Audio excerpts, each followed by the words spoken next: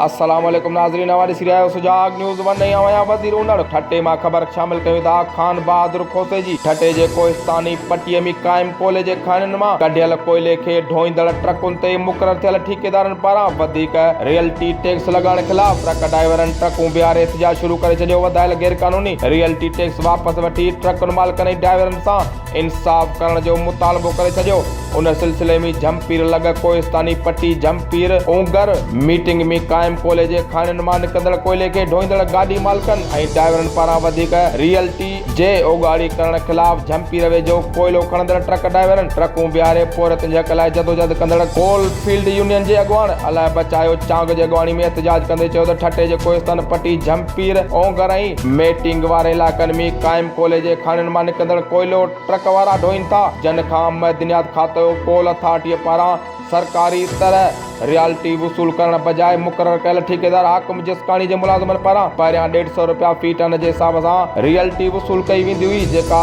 हिकदम पंहिंजे मर्ज़ीअ सां मुक़रर कयल मिले रियल्टी फी टन में 90 रुपए जो वाधारो करे छॾियो आहे, जंहिंसां फी ट्रक ते 3000 रुपए जो वधीक बोझ टैक्स जे मुद में विधो वियो आहे। हिननि घुर कई त फौरन कोयले जे फी टन ते वधायल रियल्टी टैक्स घटाए रियल्टी टैक्स सरकारी निगरानी में वसूल करे खेनि बाअसर ठेकेदार जे हथियार बंदन मुलाज़िमनि मां निजात ॾियारे परेशानी खां बचायो वञे, न त ॿी सूरत में सख़्त एहतिजाज कयो वेंदो, जेको मसइलनि जे हल ताईं जारी रहंदो। सुजाग न्यूज़ वन में फ़िलहाल एतिरो ई। वधीक ख़बरुनि जी अपडेट्स लाइ ॾिसंदा रहो सुजाग न्यूज़ वन।